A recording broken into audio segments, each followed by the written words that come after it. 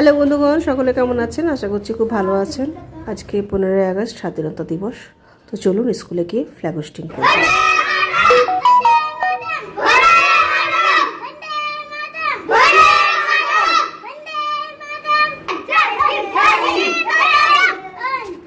দুই হাত হবে, এটির মধ্যে তিনটি রং থাকে, উপরে গেরুয়া, মাঝে সাদা ও নিচে সবুজ।